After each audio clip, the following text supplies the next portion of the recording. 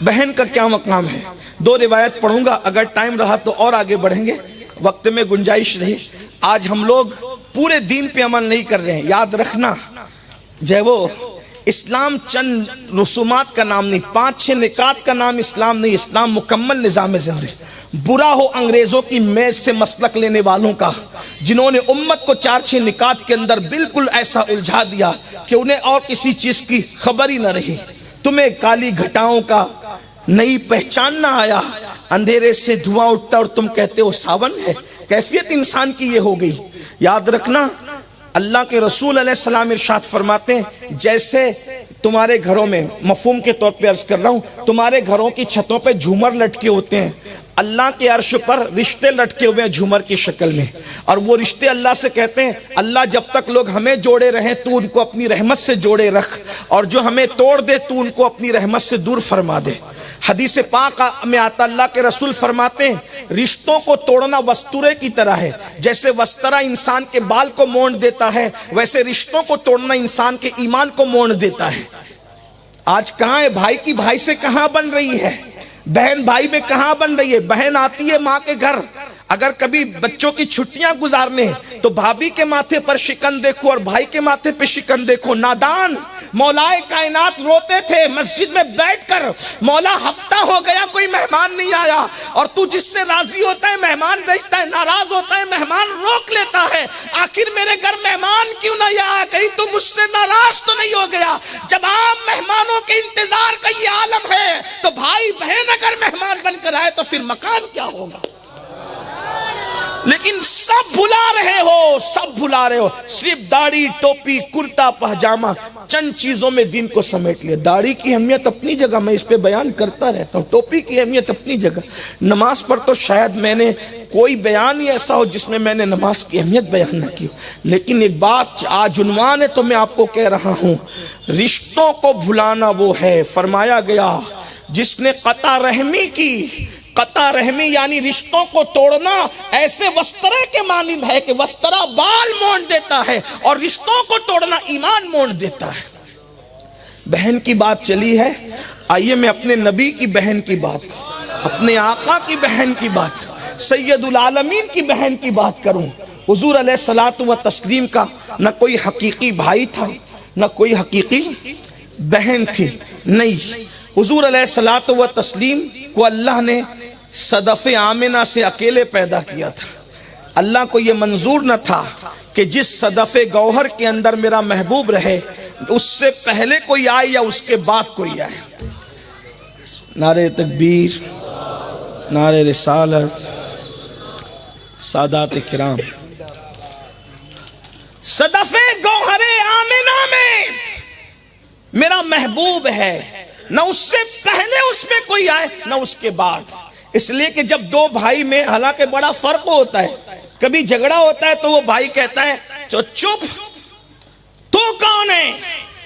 جس ماں کا دودھ تو نے پیا ہے اس کا دودھ میں نے بھی پیا ہے، جو تیرا باپ ہے وہی میرا باپ ہے۔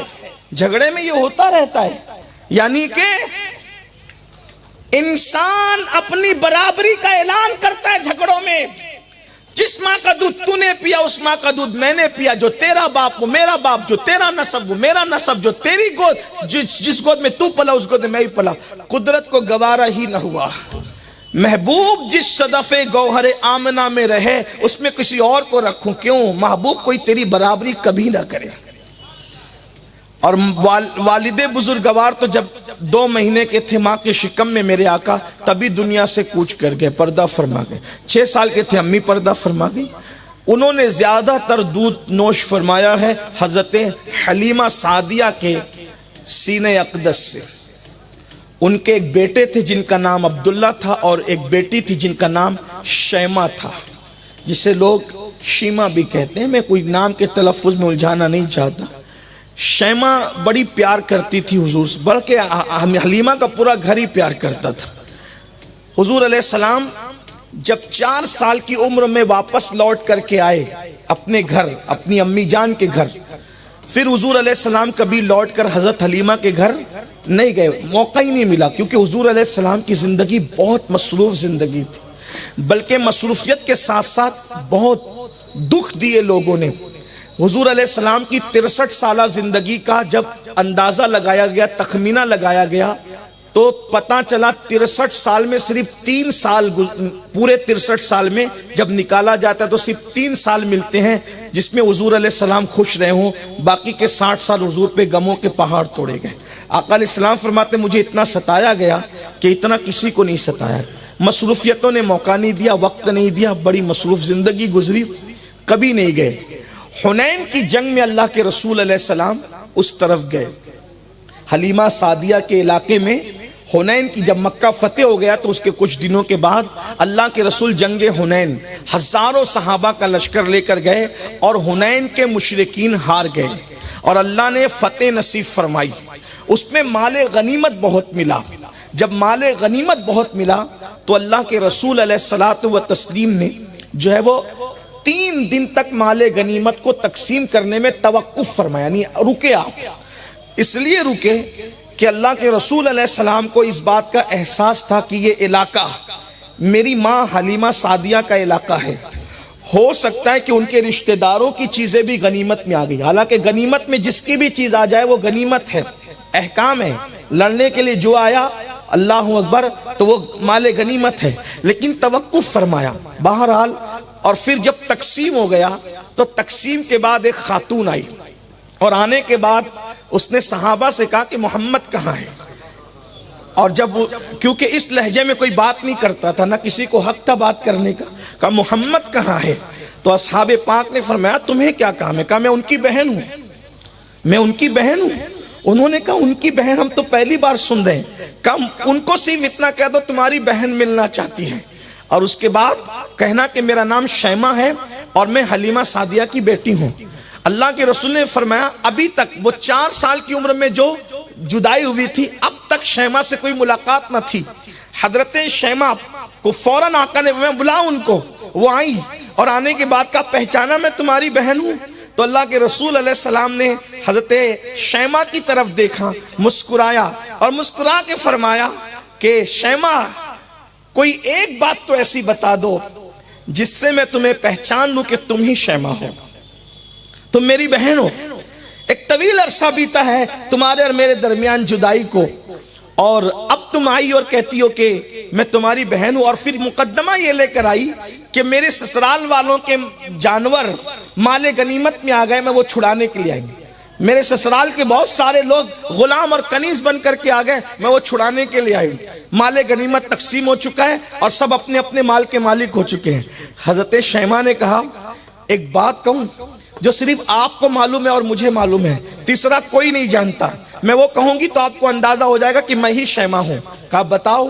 کہا کہ ایک دن آپ میری گود میں آنا نہیں چاہتے تھے اور میں آپ کو زبردستی لے جانا چاہتی تھی۔ کبھی ایسا ہوتا ہے نا، کچھ بچیاں بچے ایسے ہوتے ہیں جو بہت چھوٹے بچوں کو لیتے ہیں لیکن بچے جانا نہیں چاہتے، تو بطور فطری تقاضا کیا ہے کہ بچے پھر غصے میں آ کر کے یا تو ہاتھ کھینچ لیتے ہیں یا تو ناخون سے تراش لیتے ہیں، اور جب بہت زیادہ جب وہ غصہ شباب پہ ہوتا ہے تو بچے دانت کاٹ لیتے ہیں۔ ایسا ہی ہے، یہ فطرت ہے بچوں کی۔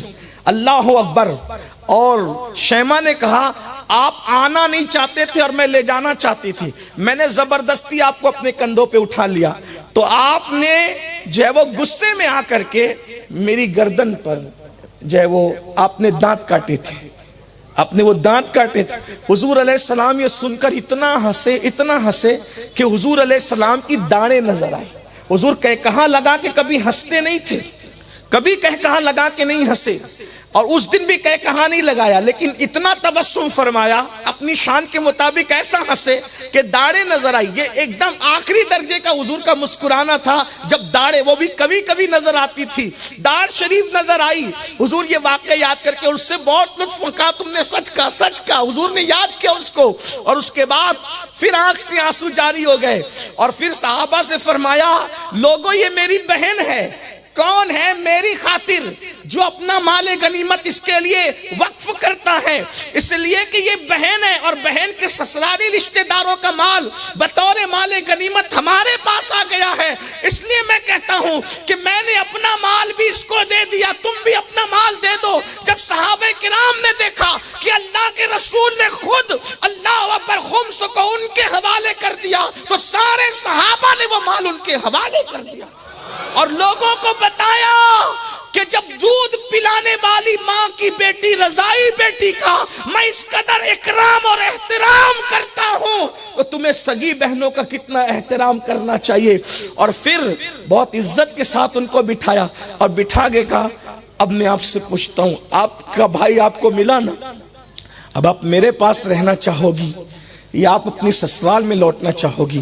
تو شیماء نے کہا کہ میں اپنی سسرال جانا چاہتی ہوں. بعض لوگ کہتے ہیں بلکہ اکثریت کہ وہ ایمان لائی اور ایمان لا کے شرف صحابیت سے جو ہے وہ انہوں نے تمغہ حاصل کیا اور وہ لوٹ گئی.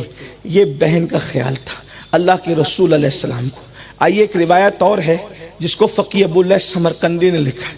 آج بہنیں اگر طلاق پا کر گھر آ جائیں, اگر بہنیں طلاق پا کر گھر آ جائیں, اس کی زندگی جہنم بن جاتی ہے, جہنم. اس کو کوئی اختیار نہیں کرتا. بھائی لوگ تو خاص طور پہ ایکسپٹ کرنے کو تیار نہیں ہوتا. اگر خواتین سن رہی ہو تو میری ان سے گزارش ہے, پہلی بات تو کوشش کیا کرو نباہ کی, لیکن اگر کسی قسمت کی ماری وقت کی ہاری کو اگر طلاق دے دیا گیا تو یاد رکھنا بھائی اس کو ریجیکٹ نہ کریں, بھابیاں اس کو نظر انداز نہ کریں, اس کو سہارا دے, سنبھالا دیں اور کوشش کریں کہ اچھی جگہ جب تک رشتہ نہیں آ جاتا, پھر اس کے ہاتھ سرخ نہیں ہو جاتے, جب تک وہ سہاگن نہیں بن جاتی, اس کو سہارا دیجیے. اس لیے کہ ایسی ہی بہت سی بچیاں جن کو سماج سہارا نہیں دیتا, جن کو گھر والے سہارا نہیں دیتے, تو ان کے قدم پھر غلط راستے کی طرف اٹھنا شروع ہو جاتے ہیں. اللہ کے رسول علیہ السلام نے ارشاد فرمایا طلاق پانے والی بیٹی کو جو گھر میں رکھ کر کے اس کی اچھی پرورش کر کے اس کو سہارا دے گا, اس کی آبرو کا تحفظ کرے گا, آقا ارشاد فرماتے ہیں میں محمد اعلان کرتا ہوں کہ اللہ اس کو بخش دے گا اور اس کو قیامت کے دن عرش کا سایہ عطا فرمائے گا. طلاق پانے والی بیٹی جس کے گھر آ جائے, اللہ کسی کو وہ دن نہ دکھائے کہ کسی کی بیٹی طلاق پا کے گھر آئے, لیکن اللہ کے رسول کی شہزادیوں کے ساتھ ایسا ظلم کیا گیا. اگر کسی کی بیٹی طلاق پا کر کے مظلومہ گھر آتی ہے تو اس کا مطلب یہ ہے کہ سنت غیر اختیاری پر اللہ نے اس کو عمل کا موقع دے دیا. وہ اس کو عیب نہ سمجھے, بوجھ نہ سمجھے. اپنی بیٹیوں کو, اپنی بہنوں کو, اپنی پوتیوں کو جو اللہ نہ کرے طلاق پا کے گھر آئے تو ان کی عزت اسی طرح کرو جیسے گھر کی ہر عورت کی عزت کی جاتی ہے. اس کو ذلیل نہ سمجھو, اس کو رسوا نہ سمجھو, اس کو تانا نہ دو, کیونکہ حضور علیہ السلام نے طلاق پا کر آنے والی بیٹی کی پرورش کرنے پر عرش کے سائے میں جگہ اور مغفرت کی بشارت عطا فرمائی ہے. آپ ابن حجر رحمت اللہ علیہ کو اٹھا کر کے پڑھیں, اللہ اکبر. لیکن بہت سارے لوگوں کا حال یہ ہے, بہن مہمان گھر کے بن کر گھر آ گئی یا پھر اسی طرح سے طلاق پا کر گھر آ گئی یا کوئی مسئلہ ہو گیا, بھائی کوئی رسپیکٹ نہیں کرتا اس کا, بھابھی کا تو تیور ہی بدلا ہوتا ہے. میں صرف خواتین سے کہتا ہوں جو حادثہ تمہاری ننن کے ساتھ ہو رہا ہے, اللہ نہ کرے اگر وہ تمہارے ساتھ ہوتا تو تم کیا کر لیتے. اسلام ایک دوسرے کو سہارا دینے کی بات کرتا ہے. درد دل کے واسطے پیدا کیا انسان کو, ورنہ عبادت کے لیے کچھ کم نہ تھے کرو بیان.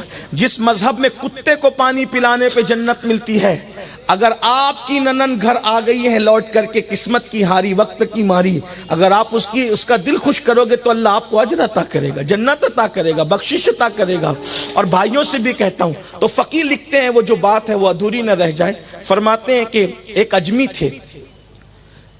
اجمی تھے اور وہ دور قرون اولیٰ کا دور تھا. حضرت مالک الدینار جیسے اولیاء اس زمانے موجود تھے. فقیر لکھ رہے ہیں اپنی کتاب میں کہ وہ اجمی عجم سے ہجرت کر کے مکہ شریف آ گئے. بہت دل کے کان سے سننا, یہ بات بہت اہم ہے, دل کے کان سے. بہت بڑے ولی تھے وہ, ہجرت کر کے آنے والے لوگ ان کو ولی کہتے تھے, وہ ولی تھے بھی, بہت بڑے ولی تھے, عجم کے ولی. اپنا عجم چھوڑ دیا, عجم کے عرب کے علاوہ جتنا علاقہ ہے سب کو عجم کہتے ہیں. تو عجم چھوڑ دیا اور مکہ شریف چلے گئے. پوری رات عبادت کرتے تھے اور ہر دن روزہ رکھتے تھے وہ. تو اس دور میں ایک اور بزرگ تھے, ان کو سفر پہ روانہ ہونا تھا. وہ سفر پہ جانے لگے تو ان کے پاس گولڈ تھا, سونا. تو انہوں نے سوچا کہ اتنا سارا سونا ہے, سفر میں لے جاؤں گا تو کہاں رکھوں گا, لٹ جاؤں گا. کیونکہ اس دور میں پیدل, کھچر, گھوڑے اور اونٹوں پہ سفر ہوتا تھا, گدھوں پہ سفر ہوتا تھا. لوگ تو یوں بھی کچھ لے جانے کی ہمت, بلکہ لوگ سفر کی بھی ہمت نہیں کرتے تھے. اتنا کلو سونا وہ کہاں لے جاتے. تو مکے کی سرزمین تھی امن و امان کی. انہوں نے کیا کیا, انہوں نے سوچا کہ میں یہ سونپوں کس کو, دوں کس کو. تو انہوں نے سوچا یار جو شخص پوری پوری رات عبادت کرتا ہے, غلاف کعبہ پکڑ کے روتا ہے, بلکتا ہے, دن کو روزہ رکھتا ہے, اسی کو سونپ دوں, یہ دیانت دار اور ایماندار انسان ہے. تو وہ سونے کی امانت گولڈ انہوں نے ان کو دے دیا. میں سفر پہ جا رہا ہوں, جب میں واپس آؤں گا تو تم سے لے لوں گا. انہوں نے کہا بہت اچھا. امانتوں کا سلسلہ اس دور میں چلتا تھا, بینکوں کا سسٹم نہیں تھا, لوگ نیک لوگوں کے پاس, امانت دار لوگوں کے پاس اپنی امانتیں رکھتے تھے. گئے, اتفاق سے وہ جو دوسرے اللہ والے بندے تھے, نیک بندے, وہ مکے ہی کے تھے.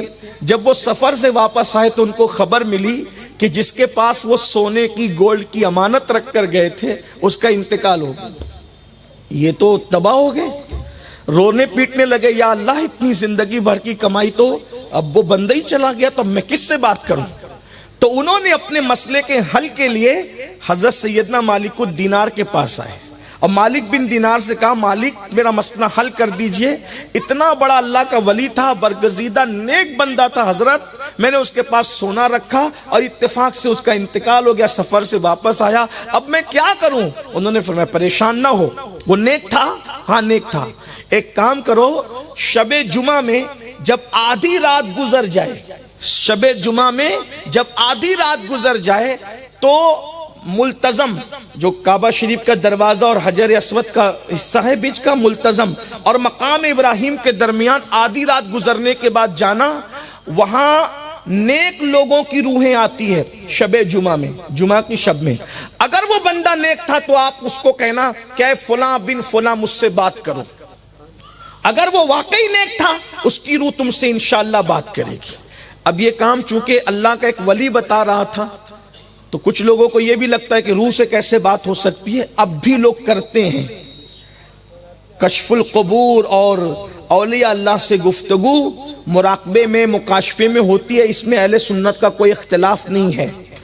بہرحال وہ ایک, بلکہ غریب نواز نے بھی وہ اعمال بتائے, بہت مشکل بھی نہیں ہے, آسان ہے. اگر کوئی بندہ کرے تو اللہ اس کو بھی یہ شرف عطا کرتا ہے.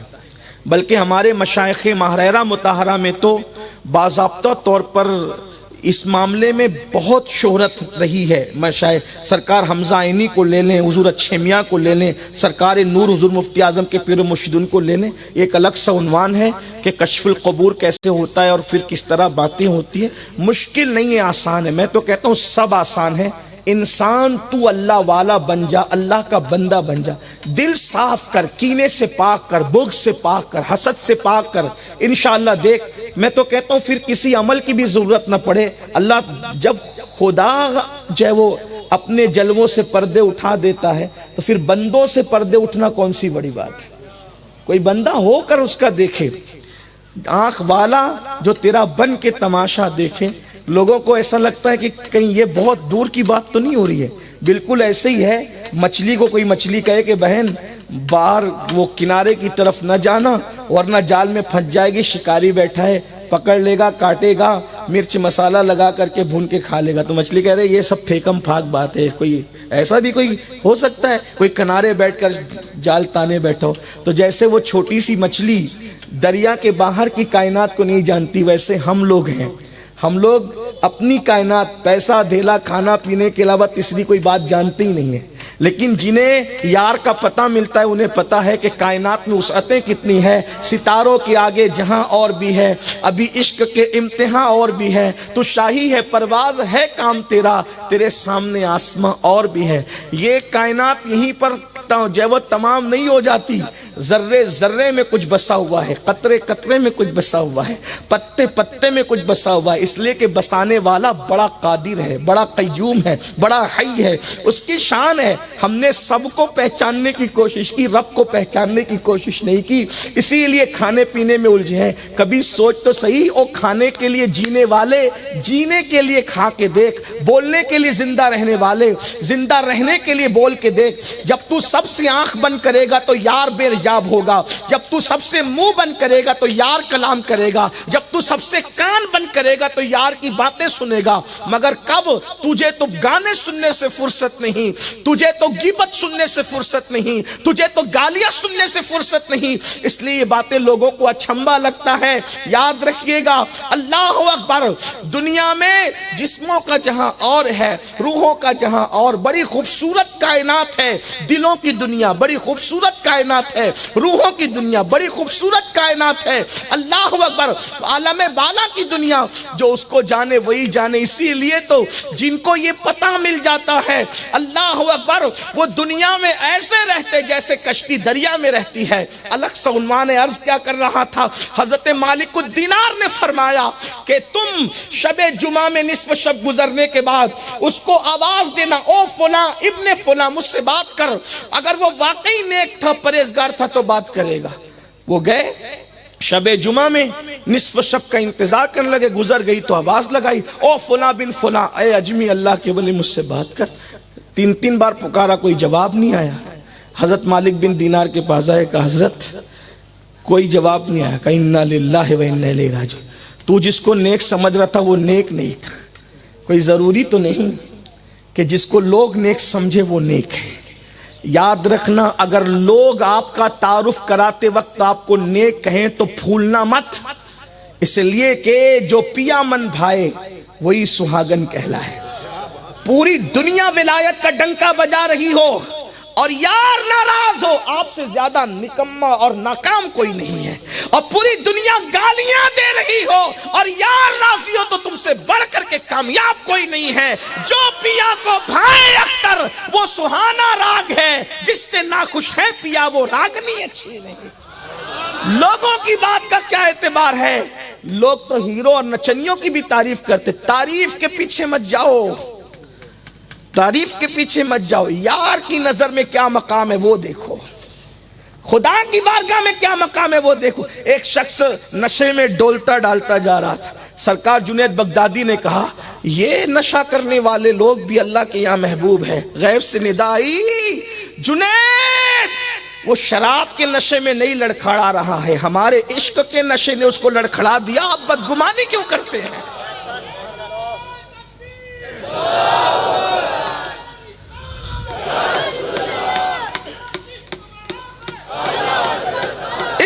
کسی کے گناہ کو بھی دیکھ کر اپنے آپ کو بہتر نہ سمجھو. ہو سکتا ہے جسے ہم گناہ سمجھ رہے وہی وہ عبادت ہو اس کی. بڑی باتیں بہت, اگر میں اس کو اوراق پلٹنے لگوں اور جو ذہن کی طرف ابھی مضامین آ رہے ہیں تو بہت وقت جائے گا. لیکن میں نے پہلے کہا کہ یہ خطاب کی محفل میں, نکاح کی محفل, تو میں عرض کیا کر رہا تھا, کہا کہ تو پہچاننے میں گڑبڑا گیا, یعنی تو نے غلطی کر دی. جس کو ولی سمجھ رہا تھا وہ ولی نہیں. اب جاؤ, دوسرا علاج یہ ہے کہ تو یمن جا, اور یمن جا, وہاں پر ایک کنواں ہے جس کو بیر برہوت کہتے ہیں. وہاں پر جہنمیوں کی روحیں ہیں, اور وہاں جا کر اب کہنا, آواز لگانا, وہ تجھ سے بات کرے گا. جب یہاں نہ ملا اہل جنت میں تو اہل جہنم میں ملے گا. بس وہاں پہنچے اور وہاں آواز لگائی. پہلے تو بہت چیخنے چلانے کی آوازیں آئی, لیکن جب وہاں آواز لگائی تو انہوں نے جواب دیا کہ تم یہاں کیسے آئے, بتاؤ کیا بات ہے. تو کہا وہ میرا سونا جو رکھ کے گیا تھا وہ کیا ہوا. کہا میرے گھر میں جہاں زینہ ہے میں نے دفن کیا, میں نے تمہاری امانت میں خیانت نہیں کی. کہا تم نے میری امانت میں خیانت نہیں کی, اتنے بڑے اللہ والے رات رات بھر عبادت, طواف, قرآن اور دن کو روزہ, جہنم میں کیسے آ گئے. کہا کہ ایک گناہ کی وجہ سے. واقعی میں نیک ہوں, واقعی اللہ والا ہوں, اللہ کا مقرب بندہ ہوں, ایک گناہ مجھے یہاں لے آیا ہے اور میں جہنم کے دروازے پہ لٹکا ہوا ہوں. کہا وہ کیسے. کہا جب میرا انتقال ہوا تو میری عبادتیں, میری ریاضتیں, میری تلاوتیں, میرے طواف, مکہ میں قیام, راتوں کا جگنا, دن کو روزہ رکھنا, گڑ گڑانا, آہو بکا کرنا, یہ سب اللہ کی بارگاہ میں رکھے گئے. تو مولا نے مجھ سے پوچھا, او بندے جب تو ہجرت کر کے مکہ گیا تھا, مکہ جانا تیرے لیے فرض نہ تھا, مگر تیری ایک لوتی بہن تھی, تو اس کو چھوڑ کر کیوں گیا تھا؟ کیا تجھے پتا ہے اس کے بعد وہ بھوکی رہی رہی, فاقے سے رہی, پھٹا پرانا پہنا, تو اچھا کھاتا رہا, اچھا پہنتا رہا, تو نے بہن کا خیال نہیں کیا, اس کی حق تلفی کی, اس لیے تیری عبادتیں تیرے منہ پہ مار دی گئی. اب جب تک تو بہن کو راضی نہیں کرے گا اس وقت تک تیری عبادتیں تجھے فائدہ نہیں دے گی. کہ اللہ تجھے جزائے خیر دے.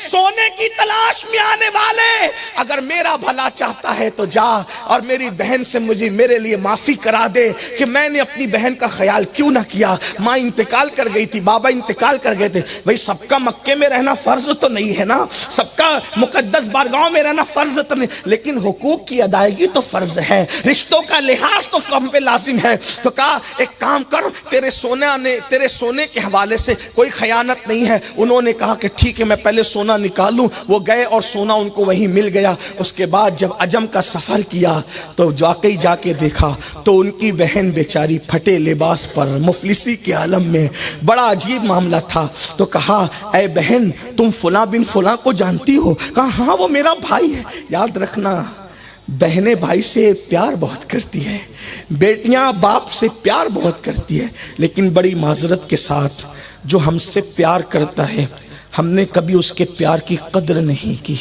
اور ایک بات کسی بہت بڑے بزرگ نے کہی تھی, اگر پیار کرنے والوں کی قدر نہیں کرو گے تو ایک دن وہ آئے گا کہ تم پیار کو ترس جاؤ گے.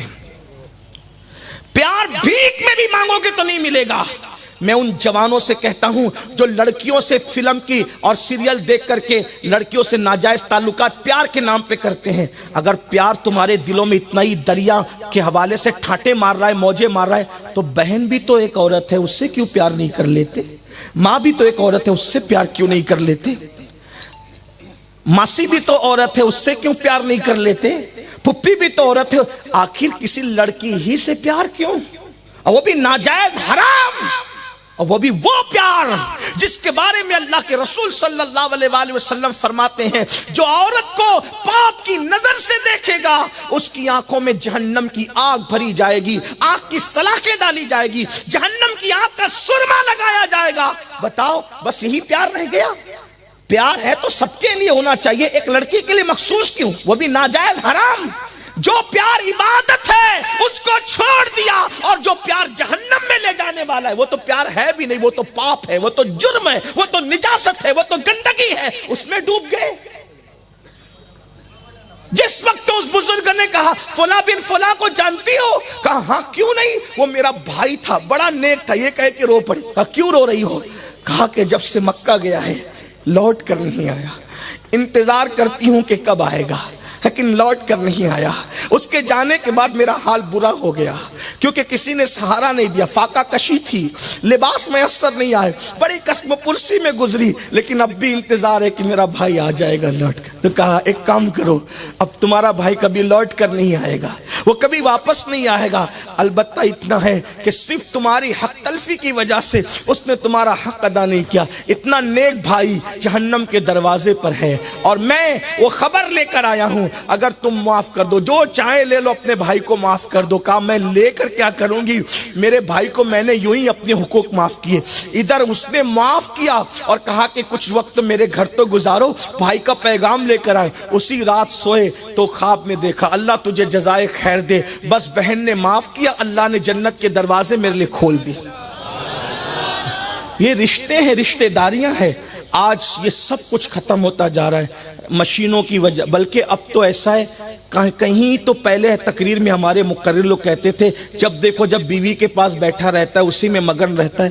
اب تو بیوی بھی چھوٹ گئی, اب تو صرف موبائل ہے, بیوی کے کمرے میں بھی موبائل, کبھی کبھی طلاق تک کی نوبت آ رہی ہے. مسلمانوں کیا ہو رہا ہے, بچوں کو بھی ٹائم نہیں دے رہے ہیں, موبائل میں ڈوبے ہوئے ہیں. رشتوں کا خیال کرو, رشتے بہت اہم ہیں, اور یاد رکھنا بیشتر لوگ صرف رشتوں کا خیال کرنے کی وجہ سے بخشے جائیں گے, اور بیشتر لوگ صرف رشتوں کی حق تلفی کرنے کی وجہ سے جہنم کا ایندھن بن جائیں گے. ان کی عبادتیں کام, اللہ ہماری عبادتوں سے بے نیاز ہے, اس کو کوئی ضرورت نہیں ہماری عبادتوں کی, لیکن بندے محتاج ہیں ہمارے حسن سلوک کے. اللہ کے رسول علیہ السلام نے ہمیں صلہ رحمی کا حکم دیا. آقا ارشاد فرماتے ہیں اگر چاہتے ہو کہ تمہاری عمر بڑھے رشتہ داروں کے ساتھ اچھا سلوک کرو, اگر چاہتے ہو کہ اللہ تمہاری تمہاری دولت میں اضافہ کرے، اپنے رشتہ داروں کے ساتھ اچھا سلوک کرو۔ کہیں نہ کہیں مجھ جیسے لوگ یہ بات بیان کرنے میں کہیں جھجک محسوس کریں تو اللہ ان پہ رحم فرمائے، لیکن حق بیان کر دیتا ہوں، مدرسہ بنانے سے زیادہ،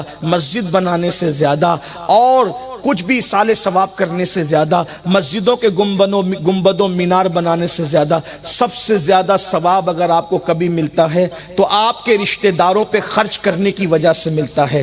ماں پہ خرچ کرو، گھر والوں پہ، اولین حقدار ہے۔ آپ دیکھیں حضور نے رشتہ داروں کا کتنا خیال کیا۔